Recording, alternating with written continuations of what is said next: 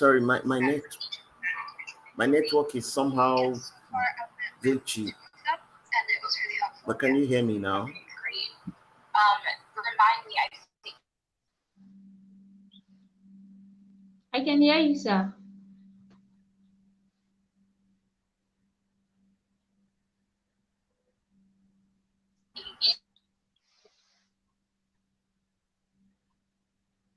When we're talking at all about, like, when we're talking with any of the fellows or mentors or workshop leaders or whoever, if we get any sort of feedback that we don't otherwise add to this.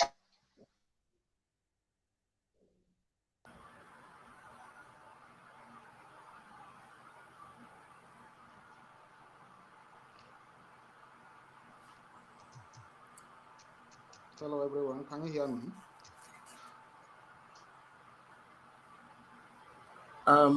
Merit, if you can hear me, I just got a message that you should moderate the show from Jude.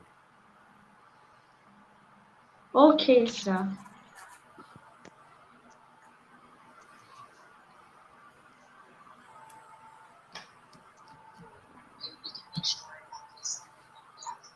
Did you hear that? Okay. If you are talking, Merit, you are muted. You can unmute so I can hear you.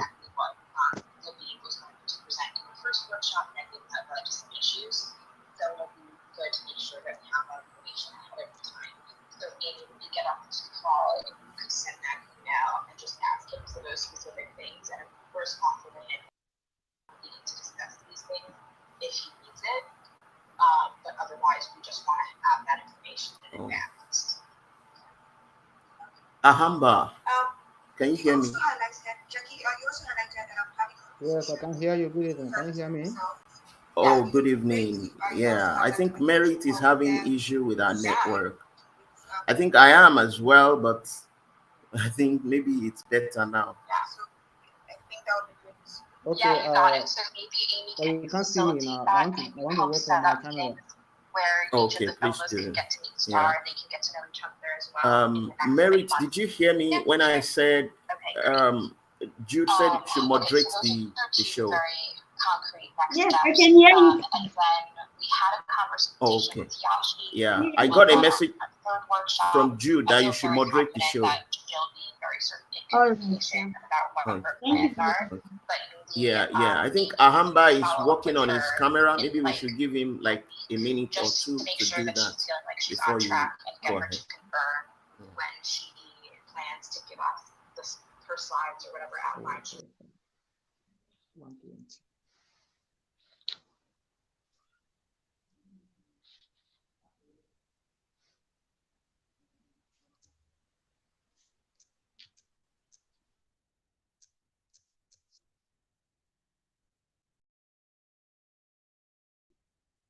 What if I want to enter? Sorry.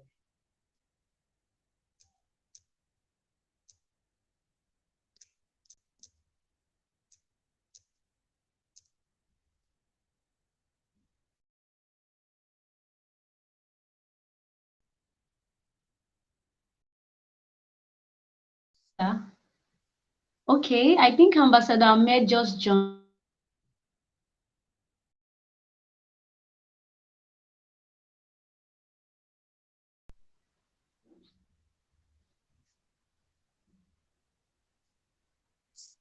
Hello, can you hear me, sir? Yes, Ahamba can hear you. So yeah, yes, I can hear you, Mary. The mentor agreement form. Great. Yeah, and I'm planning on emailing them with the fact that we're doing the TOC feedback. So I'm going to email them individually so I can get like individual responses from all of them. See how they're doing. That's great. Okay, I love that. Yeah, you can copy all of us on that so we can. Ambassador Nur Ahmed, how about your camera too? Maybe you could ask them to give us an update on like, when was your last conversation with your fellow and what did you guys talk about? Like just to get a general sense of how things are going with that. Okay, so is there anything else that we need to do to support the mentors at this point that anyone is aware of?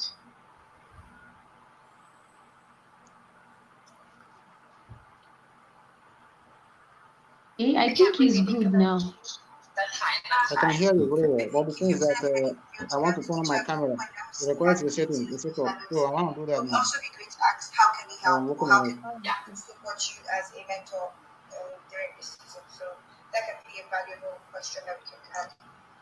Love that. Yeah, so Amy, if you could include that in your individual email, a direct question about how we can better support them would be really great. We can see what we learned from them. Perfect. Thanks for that suggestion. Okay, so the other piece of all of this is the sort of networking world that we're trying to build for them. So, just as an update for Kunle and Star, I've been working with Amy to think about a list of folks that, because it seems like it's going to be hard for us to do sort of big group things, and it might be better for us to facilitate one-on-one conversations. Yes, I can hear you. I can hear you. In this space, you might I was asking if you can start. We can start. Scheduling will be easier. So I've gone back into like a list of contacts that we have at GYMH who we've met in a bunch of different ways to think about folks that we could try to get in touch with to get the.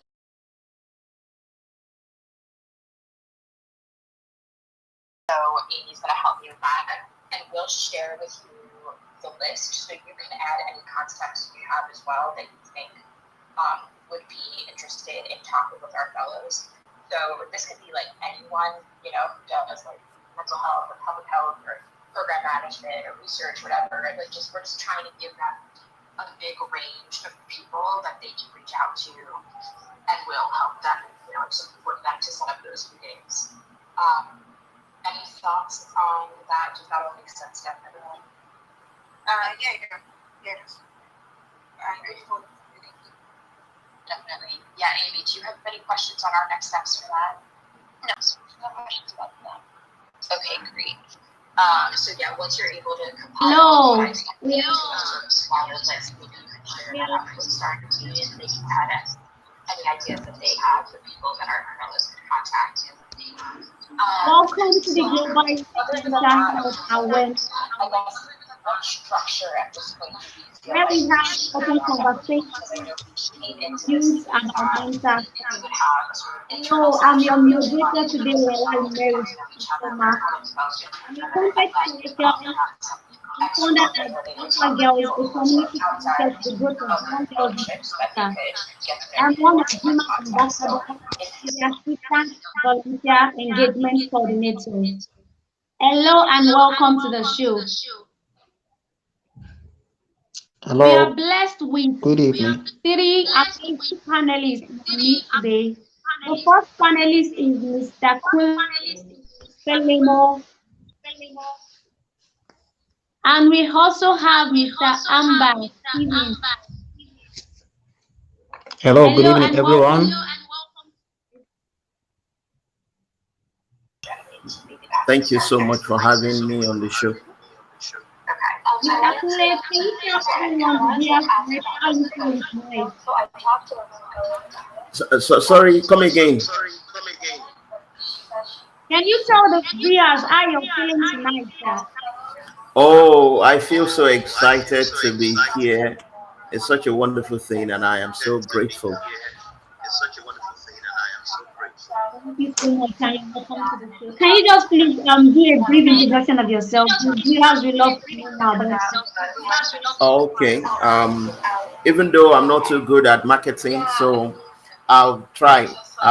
My name is Kunle Pelemo from Nigeria. I am a global mental health strategist. I also am a trainer in terms of corporate training. I have an organization in that regard, Control HQ International. I'm also the chief mental health strategist of one of the foremost online mental health organizations in Nigeria, Edeh. I do collaborations with a lot of organizations within Africa and beyond. So that's just a little bit about me. Hope I tried. Oh, wow. Thank you so much for that. I'm so happy to be on the show. That's what you're doing for humanity. Thank you so much for joining us on the show tonight.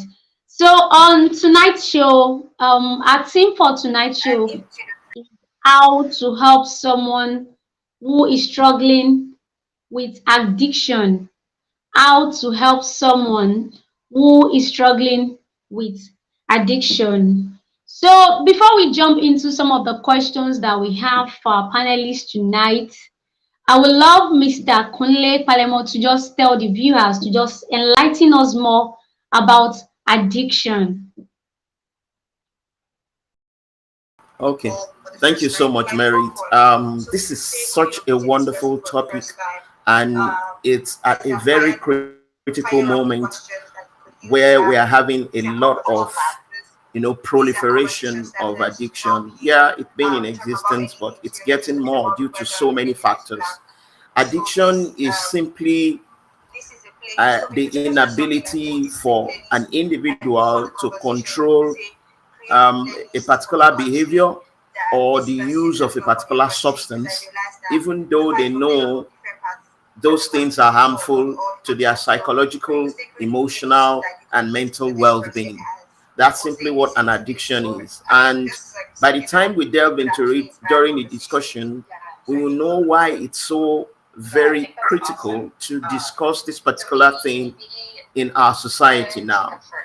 Because more and more people are falling into one addiction or the other. And that could be as a result of them using it as a coping mechanism for one issue they are going through in their lives. It could be, relationship, it could be financial lives, it could be, any area that you could mention. But once you have that uncontrollable urge on a particular thing or in a particular behavior, that somehow could be termed an addiction. And that is what we are discussing in here today. So much for sharing your insights on addiction. I totally agree with you, Mr. Kunle Pelemo. I totally agree with you. In an individual, start to having in control of something they do or something they eat or something they just engage in. Having control of something you do or something you eat or something that you engage in. It's called addiction. Thank you so much for sharing your insight. And so my question to you tonight is, how do I know if someone is struggling with addiction? So the viewers that join us tonight, to everybody watching us from all over Africa, all over the world, all over Nigeria, they would love to know how they can know if someone is struggling with addiction. All right. Thank you very much. Now we have to analyze how addiction works, and I am so much particular about the psychology. And when we talk about the psychology, I will talk about the mind of an addict, and that's what will give us like a few insight into how it works, so we'll know why it is very important, and then how we can also know somebody who is struggling with it. The one thing that I used to tell people, for us to make, like to create like a platform in understanding an addict, is the fact that addiction resides in the subconscious part of the individual. So in one way or the other, it is not within, in quote now, the control of that person. And that's why from the definition you heard when I said it is the inability to control. And it is said that our subconscious part is capable of controlling 88% of everything about us. And that is why an addict finds it so difficult, because 88% of the time he or she will fall victim of whatever he or she is addicted to, because that is the pattern, and that is where addiction resides. So one of the ways of identifying someone who is into an addiction or the other is, number one, that inability to control either one's behavior or the use of a particular thing. So you see them having that urge.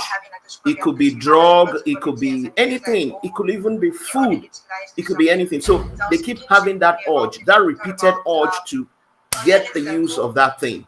Or if it's a habit, you see that person, I mean, there is a pattern to it. So that person wants to do that thing consistently and uncontrollably. So you find out that that's how you can identify. Then another thing also is the physical appearance of that person. Somehow, because of how addiction takes over that individual, it gets to a time that, remember I said that the subconscious part of a man controls 88%. So that means it had gotten to that point that the addiction is responsible for 88% of everything that person does. So only 12% is earmarked to that person. And that's why you find out that in their physical appearance too, you find an element of nonchalance there. They don't care about the look, how they look rather. They don't care about, I mean, wearing good things. And some of them might not also take cognizance of their environment. So that's also one of the ways. Another way is also avoidance, because they are so much used to that habit, that's the addiction. They tend to also isolate themselves from people, even people they love, because they know that by relating with people, it might open up a lot to those people. But because they are used to that particular habit, they don't want to open up. So avoidance is also one of the things you notice if you want to identify someone who is having an addiction in one way or the other. Another thing could also be, financial issue, monetary problem. You find out that they are so used to getting that particular thing to satisfy the urge, and you find out that they are somehow in need of money repeatedly. So these are some of the identifiable characteristics of someone who is suffering from addiction. I think this is something we've found. Wow. Thank you so much, sir. Thank you for sharing your insight on that. I totally agree with you when you mentioned the fact that the person became obsessed with that particular habit. Like it's something that they cannot just control. They want to do it, whether it's convenience in the day, in the night, they just want to do that particular habit. And the parts where I picked from what you said was when you said they begin to, isolate themselves, either from family, from friends. As most times you see someone that used to be very, very jovial. We've seen people that they used to like family, people that used to engage with their friends. They want to play with their friends, they want to interact with them and all of that.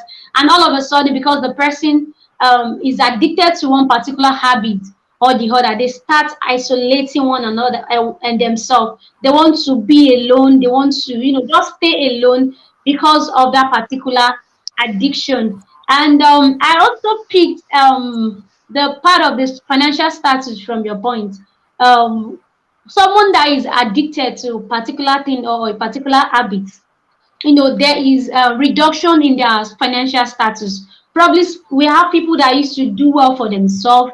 Once they start spending their money, their finance on that particular thing, it tends to like deteriorate their financial status. Even you see someone that used to be, well to do, someone that can afford things, the normal things, necessities of life all by themselves. But because they now have an addiction, they start to even beg from people. So thank you so much for sharing your insights on that. Mr. Amber Stephen, I don't know, can you hear me, sir? I can hear you very well. You're welcome to the show, sir. How are you feeling tonight? I'm good. I'm so super excited to be part of this show tonight. Sorry, Wow, my it's an camera honor to. is not actually showing my face. But then I can hear you very well. I can join. I can also participate, bro. Thank you so much. It's totally understandable, sir. You're welcome to the show. So we've Wow. already started. And the first question we asked, and of which Mr. Kunle already shared his insight, is how do Yes. I know if someone is struggling with addiction? How do Yes. I know Actually, someone is struggling with addiction? yes. I really appreciate for that kind of question. Thank you so much. Addiction is a chronic problem, something that is compulsive, that has both psychological, physical, and social effects on an individual. So identifying addiction in someone or in someone's life, you look at the physical, psychological aspect, and the social aspect. I think he has pointed out most of them. But then I would also like to point out one point.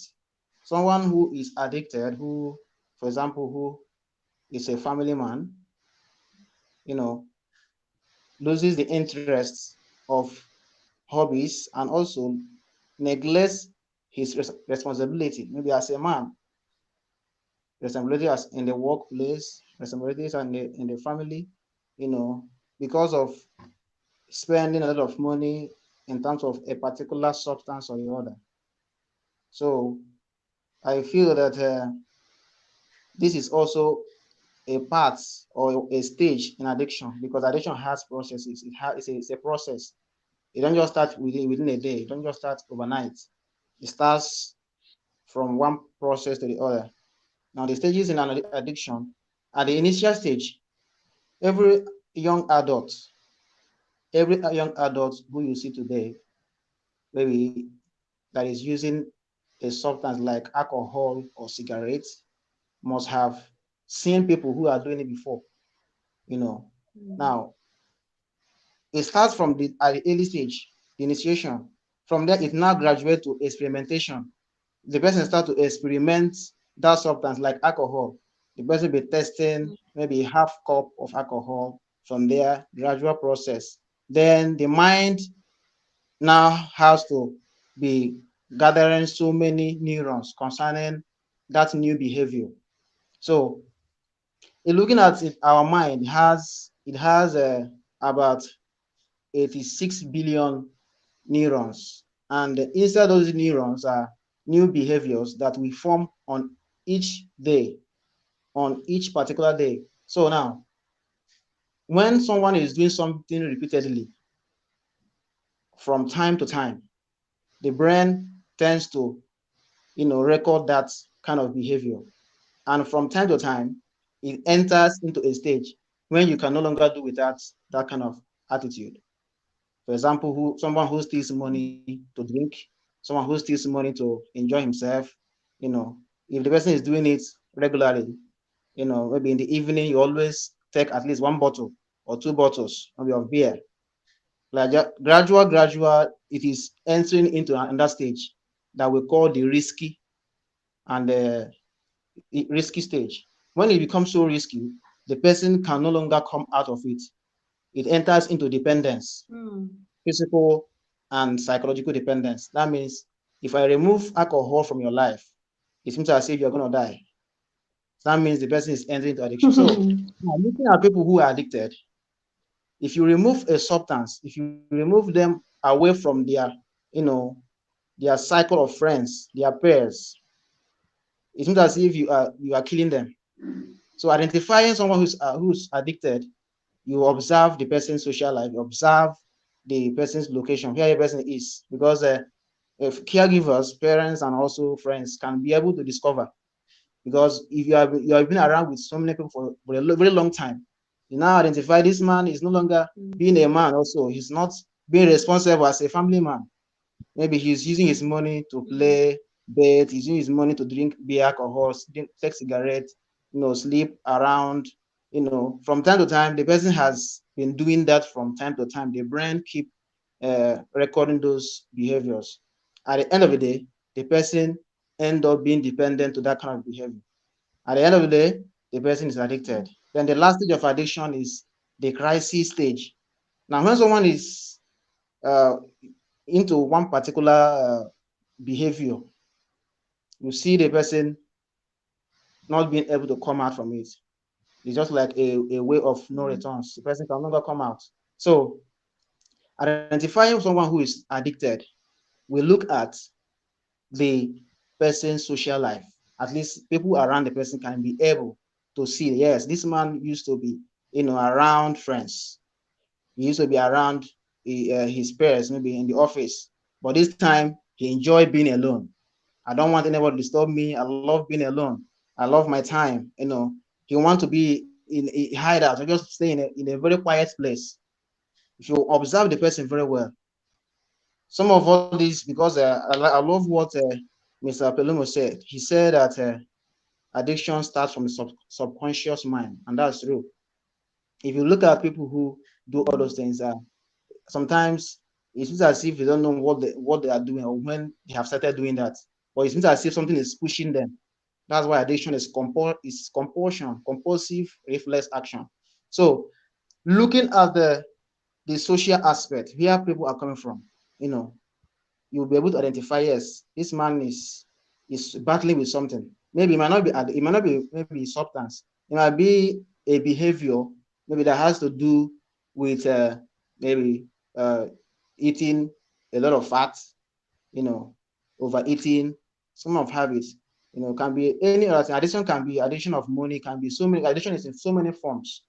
So I think these are the things I put out. So looking also at the physiological aspect, because it is also one of the things that we identify as health practitioners.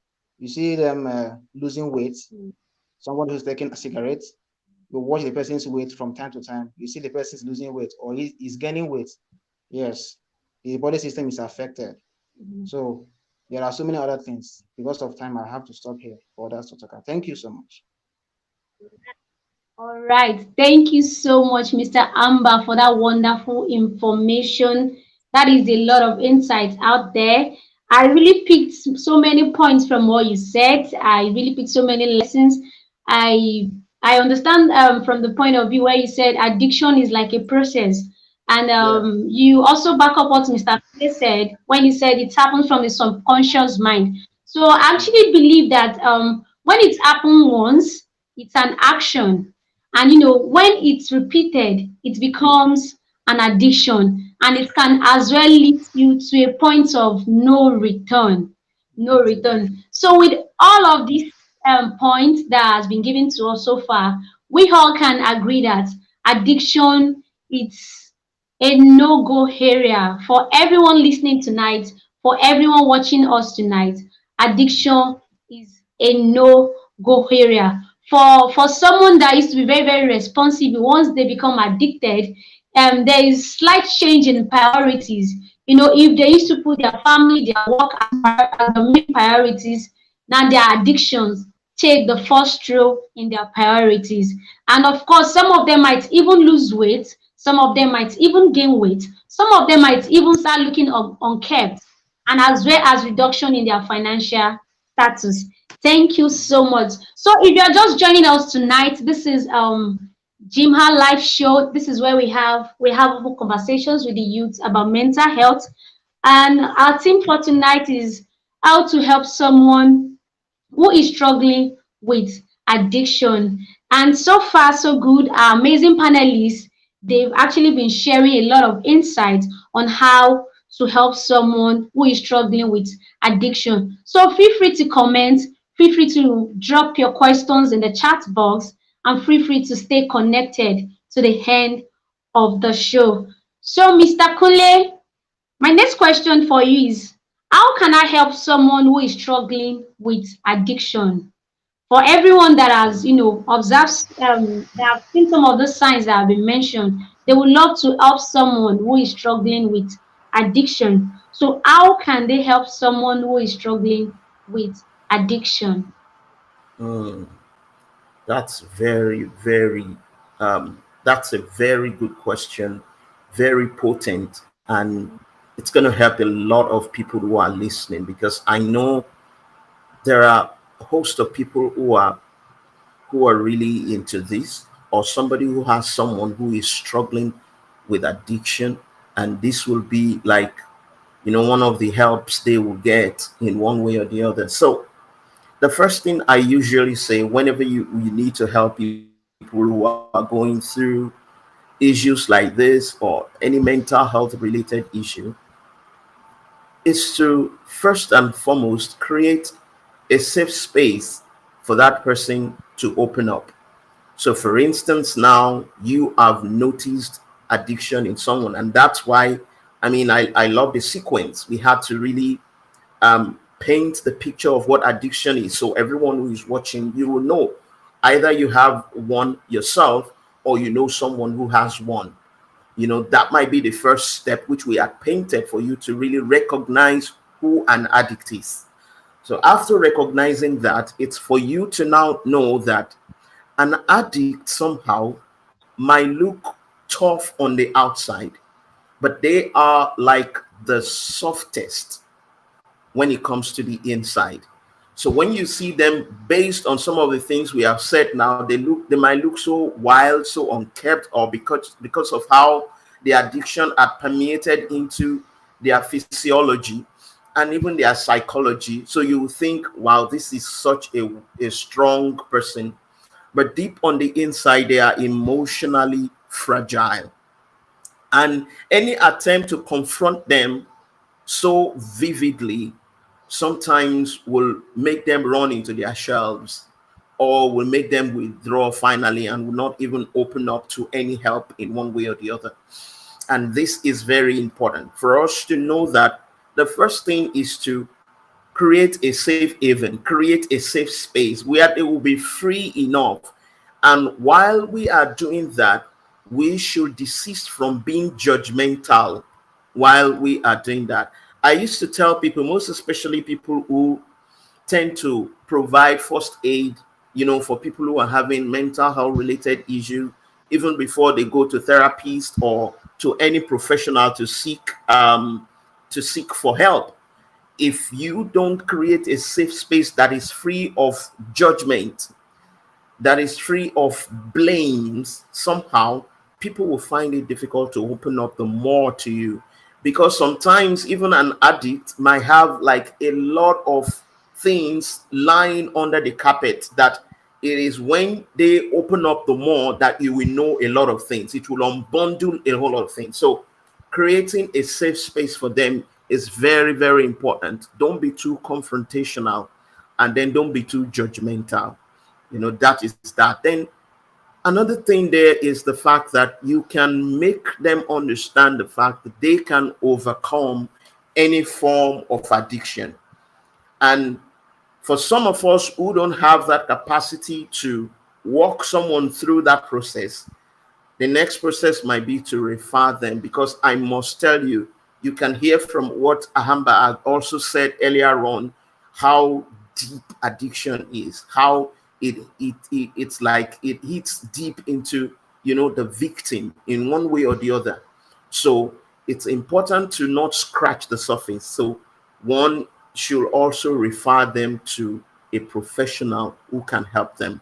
But the form of first aid support was what I mentioned earlier on, that you create a safe space for them. Don't be too confrontational, don't be judgmental, because they are soft on the inside more than they appear on the outside. The two are so contrasting. So once you do that, then that will make them come out in one way or the other to tell you a whole lot about them. And that will now lead to the next one, referring them to a professional who will walk them through, evidence-based behavioral, models that they can use in order to change themselves in one way or the other. But it's important. Let me just state this again before I leave.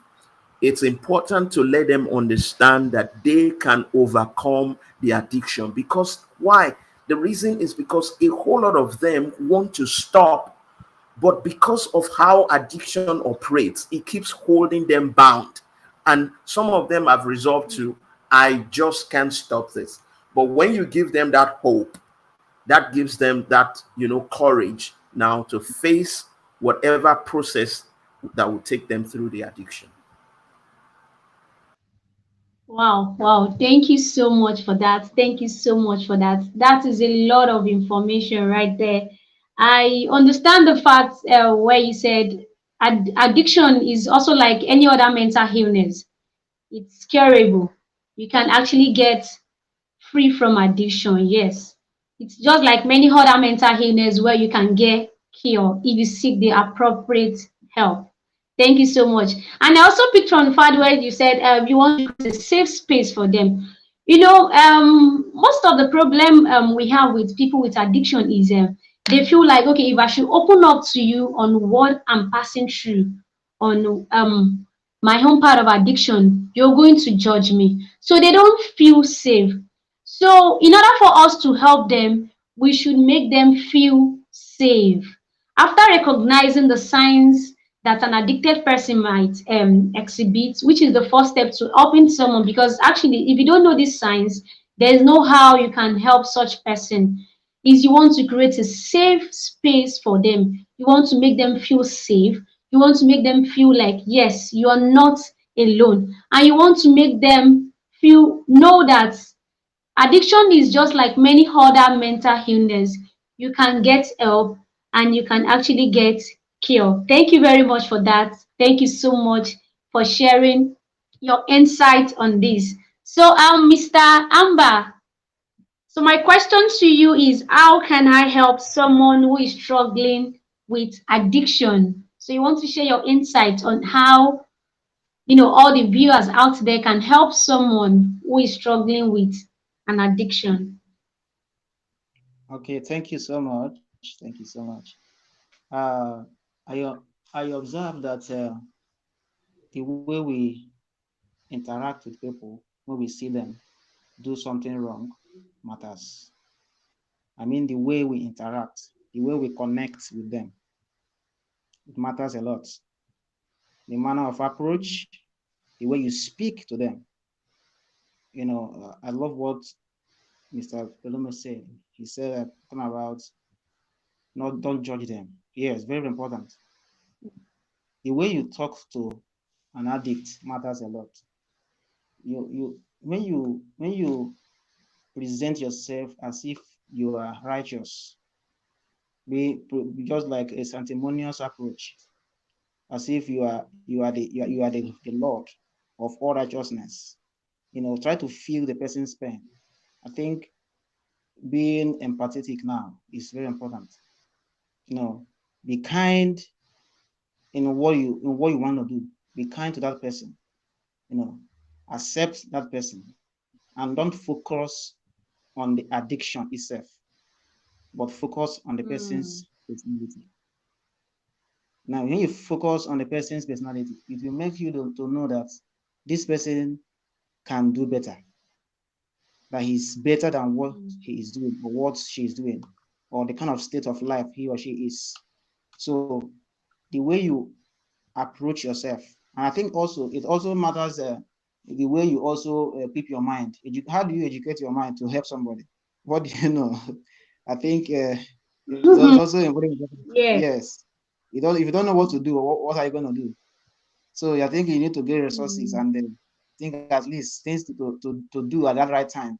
When you face such kind of person, educating yourself is also important. At least you can just get a little information on how you can do that. Now, educating yourself is important. The manner of approach, how you speak to the person, being empathetic is also important. Then you also need to be patient with the person. If you want to help someone who is battling with a chronic infection or a chronic disease, you need to be patient with the person, because the person is your patient. Is a patient person. So you need to be patient with that person and be consistent. You want to help somebody who's addicted, be consistent. It's not something you start today. Tomorrow you shift maybe from 2 a.m. or 2 p.m. to maybe like 6 p.m. You're not consistent, because you are trying to introduce the person to a change in behavior. Because everything that you are trying to do, the goal of behavioral change is about change in behavior.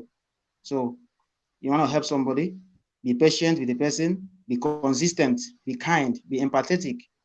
Don't present yourself as if you're the righteous person in the whole world, but at least show yourself as if you can proffer help to that person.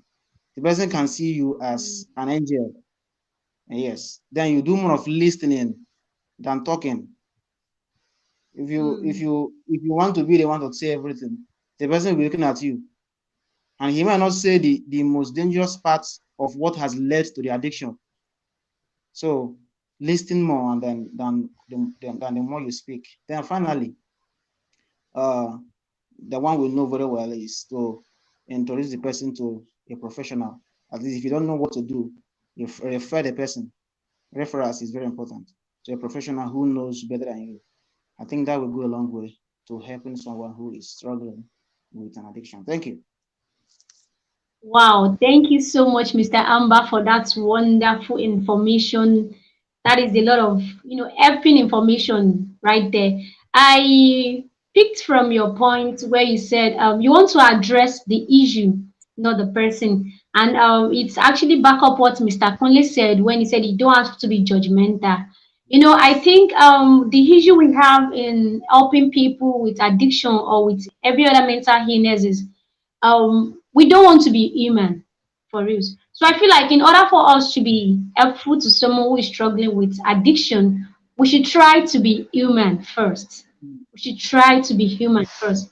We should understand the person's pain. We should understand where the person is coming from. And then you also talked about educating yourself. There's a saying that says, you only see what you know. Yes. What you don't know, you can't see.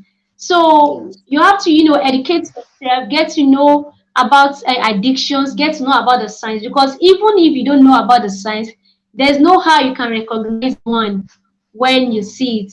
So educating ourselves goes a long way in helping people struggling with addiction. And I love the part where you said you want to refer them to a professional, specialist. Yes.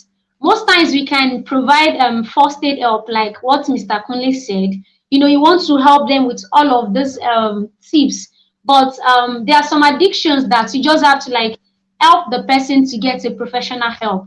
And in order for you to get professional help, you can reach out to Global Youth Mental Health Organization. At GYMHA, we have a lot of resources. We have health specialists that can help someone, or even if you are the one that is struggling with an addiction. Thank you very much for that. So if you are just joining us, this is GYMHA live show where we have open conversations with the youth about mental health.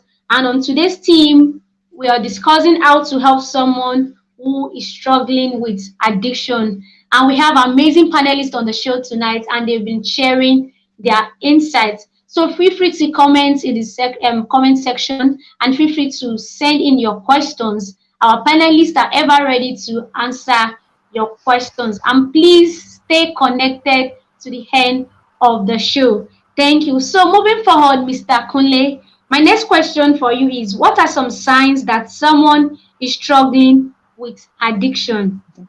What are some signs that someone is struggling with addiction? So good, so good, so good. So for everyone who is watching or who will have the opportunity of watching this later, so you look at these things that I am going to highlight as some of the signs. And I think it was mentioned earlier on by Ahamba that, it goes beyond, drug, it goes beyond alcohol to some people who are addicted to habits. And I think I mentioned that as well. Some people are addicted to even some other things. It could be food items. Some people are addicted to it. So the first thing is the person takes more of the substance than originally intended.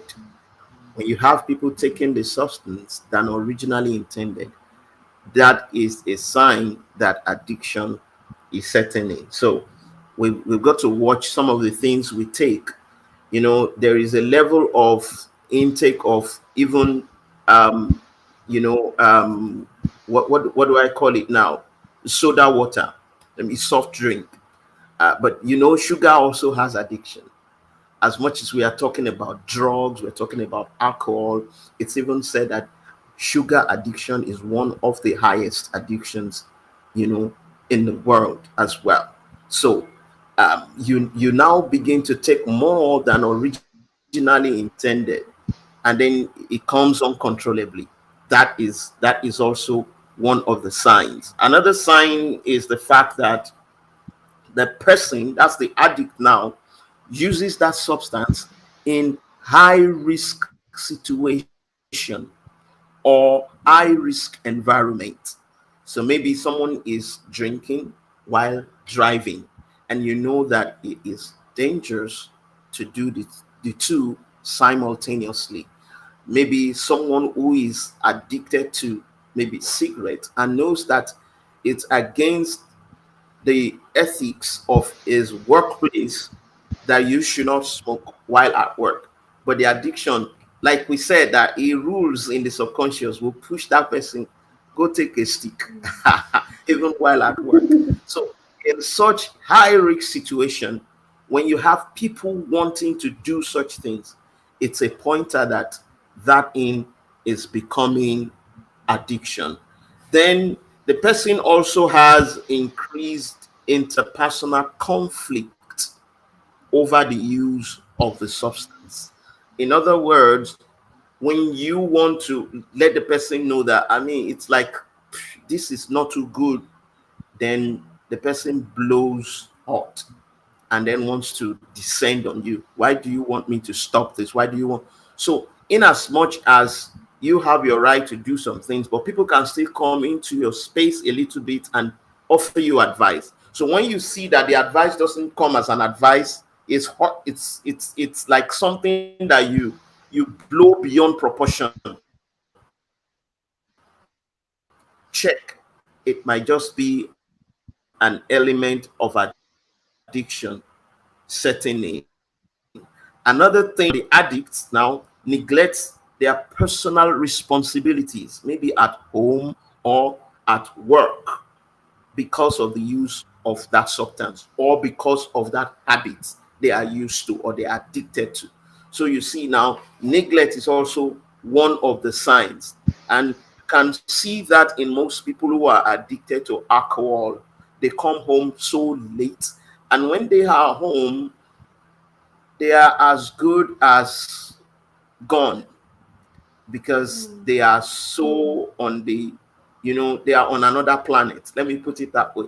So when they get home, the children, the wife does not really have any rapport with them, and then the cycle continues that way. So there is a form of neglect of one's personal responsibility due to that thing. So these are some of the signs you look out for.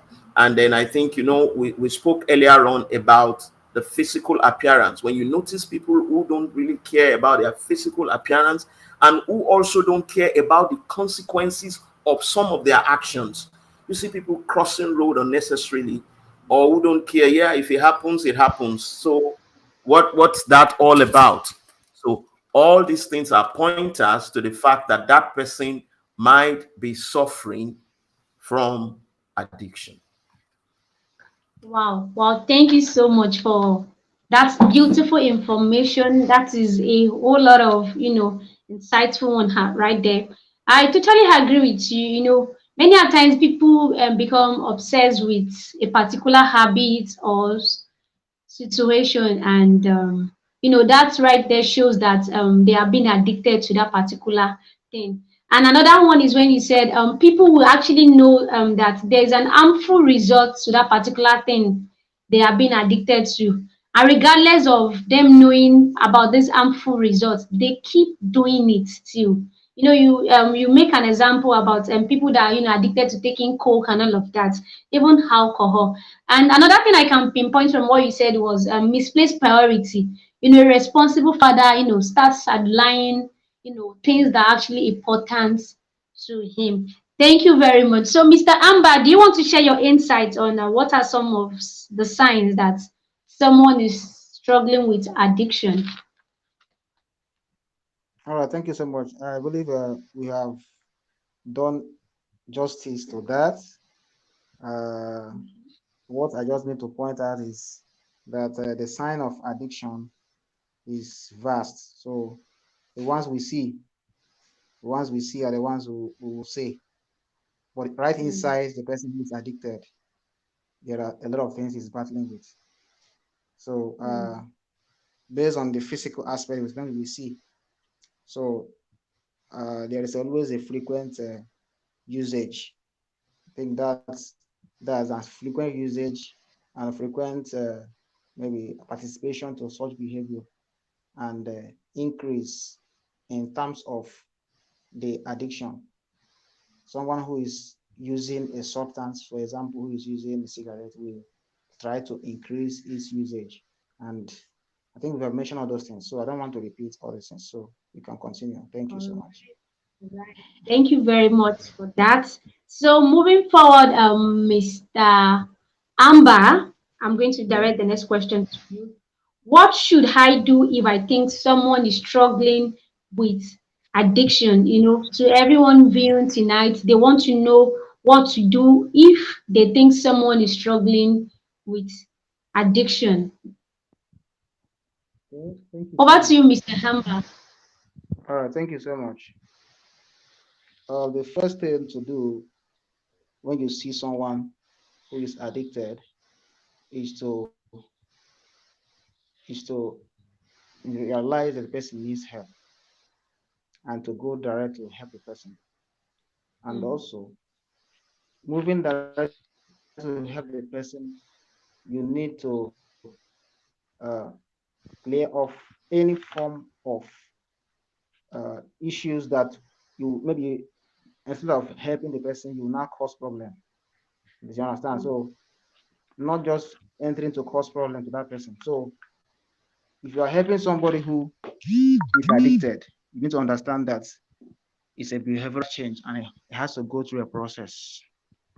You follow the process. There are so many processes based on most of what psychologists brought out on how we can help someone who is addicted.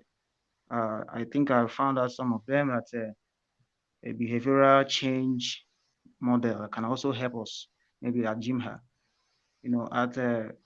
At the stage someone is addicted, we need to understand that from the subconscious mind, the person feels that he doesn't need the help from someone. So I will call that stage preconception stage. The person don't think that he or she needs help. So now being able to point out the issue and bring it out to the person will tell us to think about it. So that stage comes to, we call it the contemplation stage. The person starts to think, it seems as if this is a very good new behavior that I need to put into my life to be able to correct the bad one. So at that contemplation stage, you need to be careful with the person so the person will not change his mind. Because if you enter the stage where the person wants to make a new decision that will change his behavior, it can take like 2 months, it can take more than a year, because the person is battling with his mind. It has to do with a conflict of emotions. The person is battling with emotions. So at that stage, you are trying to help him. You need to be patient. I think I've mentioned that earlier. So the next stage that also psychologists also talk about is what we call the preparation stage for action. I think that stage is when you make a plan for the person. Someone who is taking 8 bottles of beer in a day, he want to quit. By this time, he has realized that this alcohol is causing problem to his body system, or this kind of behavior, maybe addiction of sex, addiction of maybe pornography or whatsoever. You want him to stop that and enter into a new behavior, a new change in behavior. So at this stage, called the preparation stage for action, you need to watch the person as someone who is about to help the person out from that problem. So at this stage, you look at so many things. You make a plan for the person, daily routine. If it's exercise, the person needs to burn fat, to burn weight. If the person is obese, you now prepare the person for that kind of change in behavior. Okay. Then you also need to write it down. If it's something you follow daily, write it down. You are helping someone out, you write it down and you follow it on daily basis so that the person will not relapse, because that's always also we call relapse in change in behavior. If you're helping someone, the person might say, I don't want this kind of thing again. This is so difficult for me because the body system is not used to that. So now the fourth stage is the action stage. Direct action towards the goal. You focus on the goal and make sure that the person will work on it. At this stage, you need to motivate the person. Motivation is the key, because if you don't motivate someone who is battling with something, it means as if the person will be going down. So try to motivate the person. You can do better. You are a good person. You are strong. You are not a bad person. Try to put life in a person's mind, because the mind is the most affected part when it comes to addiction. So motivating that person at the stage of action will make him to continue with that new behavior, while you now be the person that will be observing him within that period of time. Okay, so there are also another one we call maintenance stage. At this stage, you look at making sure that the person is following the routines, the new behavior that you are giving the person. You make sure the person is following that stage. It is very important so that the person will not fall the temptation of going back to the bad behavior. You watch the person. I think also the family members will also be back, to help the person, to follow up the person, maybe in the home, so that he will not relapse. So at the end of the day, you will see that you have actually helped that person out, even though you are not a psychologist. But then you can still do that using all these I mentioned. It is going to be a long way. Thank you so much. Wow. Thank you so much for that wonderful information, Mr. Amba Steven. I totally agree with you that the only thing you can do for someone who is struggling is to help them. And in helping them, you have to be committed and consistent. Exactly. Consistency is key. Today, you can't say you want to help them. Like what I guess it was Mr. Kunle that said it earlier, that you can't say you're helping them by 2 p.m. Then by 6 p.m. you're giving up on them again. So you can't give up on them. And I love the part where he said motivation is key. Yes. If you want to see positive change in someone, you have to be willing to give it as well. If we want to be the change we want to see in the world, you have to remind the person that they are not alone. You have to remind them that they are only going through an illness, they are not the illness. You have to remind them that they can get help. You have to remind them of their true strength, because the truth of the matter is most people that struggle with addictions often forget that they can actually even do something greater with their life. So most of them, they feel tied up in that dark circle of their life, and they feel like no, something good cannot actually come out from them. So in order to help someone who you think is struggling with mental health, in order to help someone who you think is struggling with an addiction, you have to be willing to remind them of their value. You have to tell them that they are good enough. You have to tell them that they can make it. You have to tell them that they can heal from whatsoever thing they are struggling with. And of course, you want to, stand by them to the very end. You don't want to be of help at 2 p.m. and by 6 p.m. you don't know them again. So you have to, just stay with them to the very end. Thank you so much for that. So moving to Mr. Kunle, would you like to share your insights on what should I do if I think someone is struggling with addiction?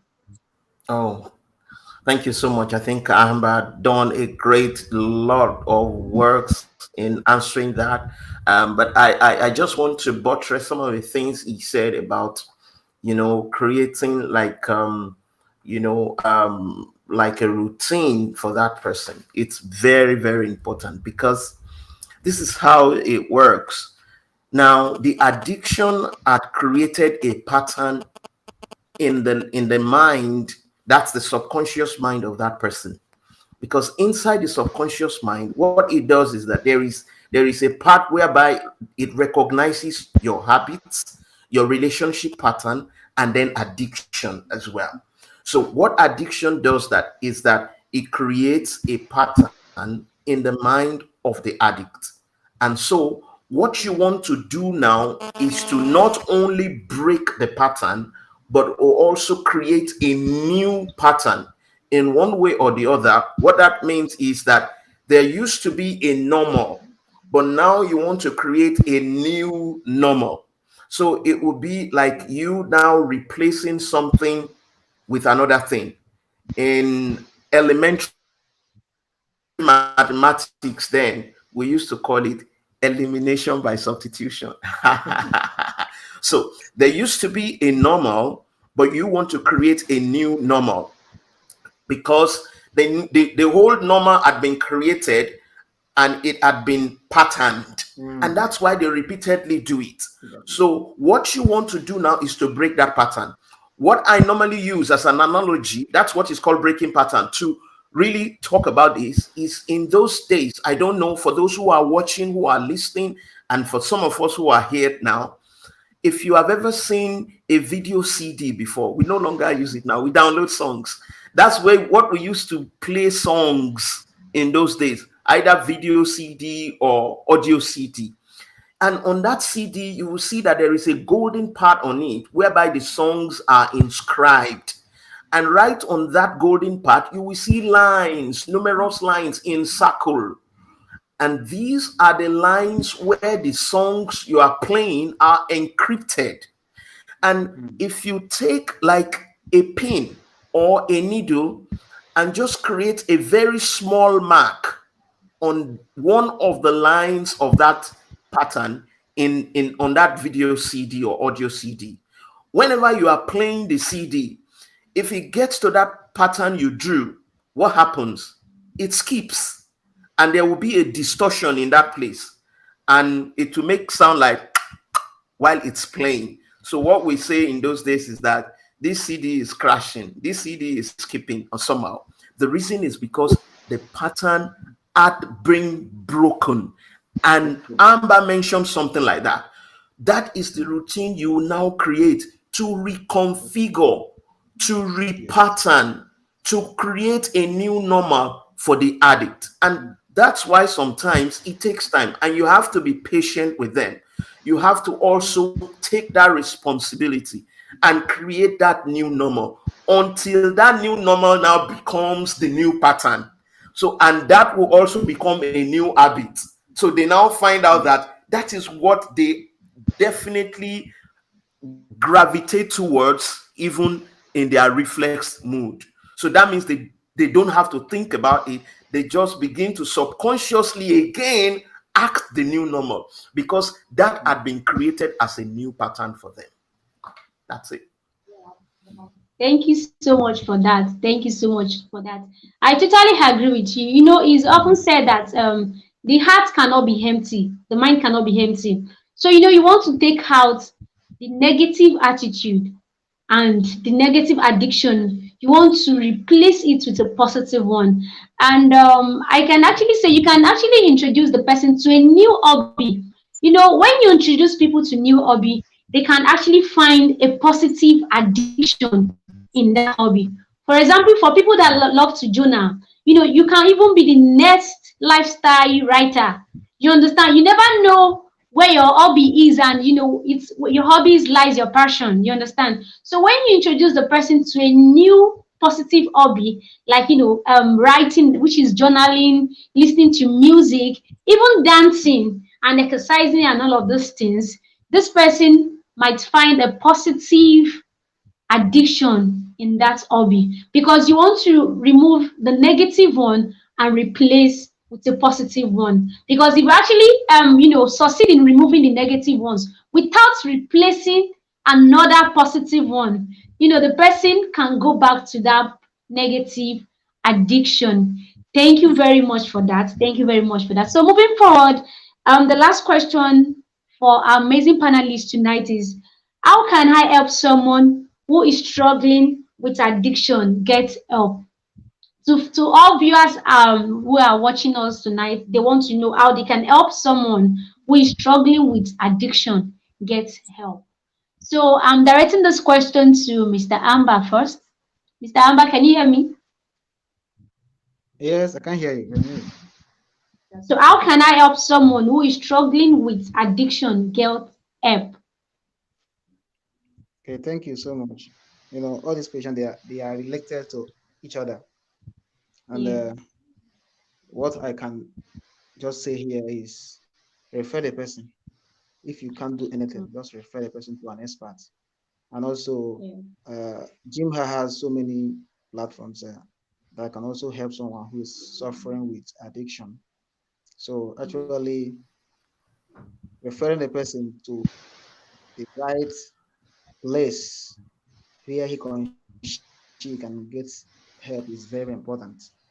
Okay, there are so many of them, but then GYMHA is doing her best in terms of helping someone to come out from addiction.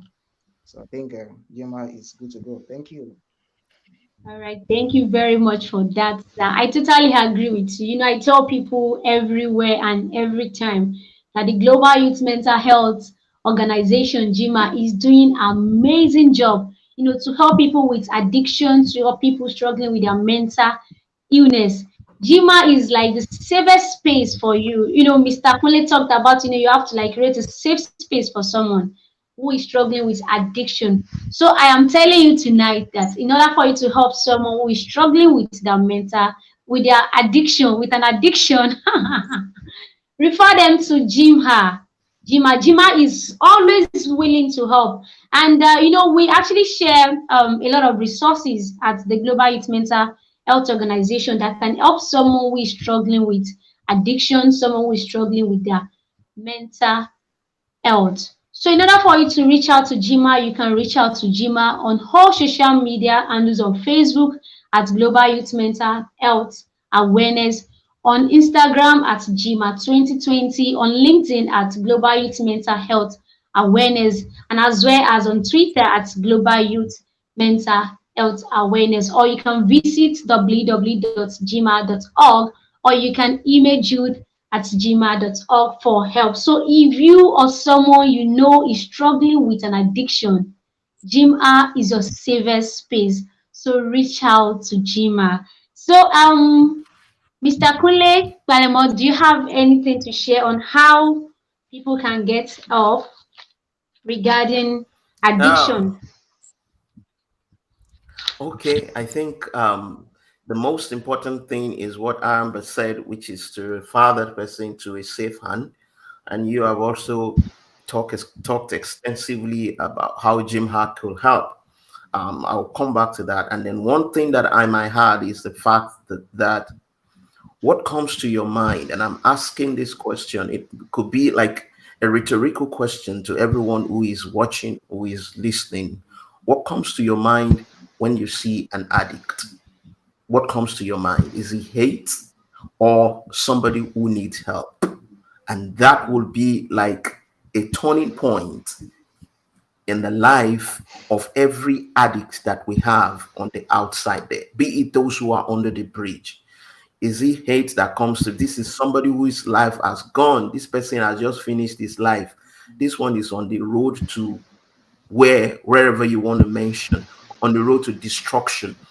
What comes to your mind? Is it hate or is it someone who needs help? That will definitely be a springboard because that will change the narrative of whatever approach you are going to take in making sure that person who is an addict gets help somehow. Because an addict is someone who needs help. And once you are able to change that narrative, then you'll be able to refer that person to GYMHA. And on a very lighter note now, you have the fact that there is gym in GYMHA. So what you are coming to there is for mental gym to help you fortify you, help you grow mentally, help you also create a safe space whereby you can do as many things you have to do about your mental health. Thank you. Wow, wow, I love that. There is gym in GYMHA. So for your mentor gym, come to GYMHA. I love that. I love that. Thank you so much for that information. So we have to be willing to be the change we want to see in the world.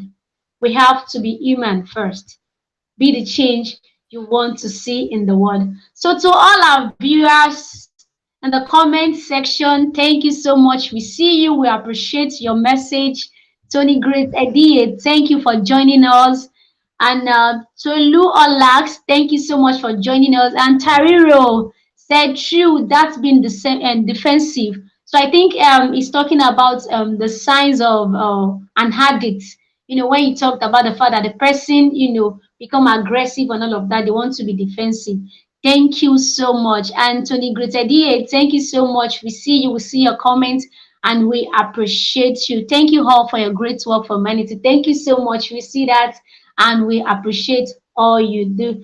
Okay, so Mr. Kunle, running up on the show tonight, what are your final words to the viewers, to everyone watching us tonight? What final words do you have for them? Okay. My final word for everyone who is watching: your situation does not define you. Be an addict is it's not who you are. So you should not let that define you. You can live a life of limitless possibilities if you can open up and get help from the people who are the right person to approach in that regard. Your life is in your hand and you determine a lot about it. It is not what the society or the construct or the social construct had really boxed you into that defines you. So you can actually live a fulfilling life. You can live a life of greatness, and you can open yourself into an orbit of limitless possibility, barring any form of anything that can take you back. So that's why I'm encouraging you. If you have any issue you are going through mentally, emotionally, reach out and seek for help, because asking for help is not a sign of weakness. Thank you. Thank you very much for that. Thank you so much for that. I totally agree with you. You know, people need to recognize the fact that they are not their illness. They are not their illness. And let them, you know, come out bold and seek for help. Thank you so much for that. So, Mr. Ahamba, what is your final word for everyone watching us tonight? All right, thank you so much. I would just like to say we need to strike a balance in life. Striking a balance, too much of everything is not good. Try to strike a balance. There's always what we call temperance in all that you do. Whether you watch movie, whether you do anything in the office, strike a balance in life. Try to make yourself happy. Don't be moody. Things you do for a long time, take rest. Balance your life. The mind, the soul, and the spirit and the body should be balanced. And finally, what I have to say is that addiction is treatable. Get help from professionals. Addiction is treatable. And do not let other people's opinion to become your reality. Thank you so much. Thank you so much for that. I really appreciate that. Other people's opinion should not define who you are.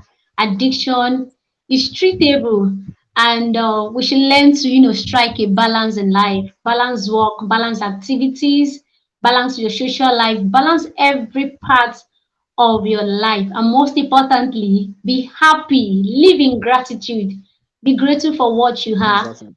be grateful for where you're coming from, be grateful for where you're going to. Also, from my hand, my final word to all viewers tonight is addiction is a common problem, but help is available. So, GYMHA is your safest space for all mental health struggles. Connect with GYMHA today. Connect with GYMHA today. You don't want to mix out on all of the amazing and helpful resources at GYMHA. So connect with GYMHA today. To connect with GYMHA, visit www.gymha.org and connect with GYMHA on all social media handles, on Facebook at Global Youth Mental Health Awareness, on Instagram at GYMHA 2020, on LinkedIn at Global Youth Mental Health Awareness, and of course on Twitter at Global Youth Mental Health Awareness. And don't forget, there's gym in GYMHA. So come to GYMHA for your mental gym. I love that. So I'm using this opportunity to thank the board of directors at Global Youth Mental Health Awareness for all That's they inspirational. do to organize this show and for putting out this live show together for our viewers, for people to get help and for people to be able to live again. GYMHA is doing amazing thing. So thank you all for our viewers for joining us tonight.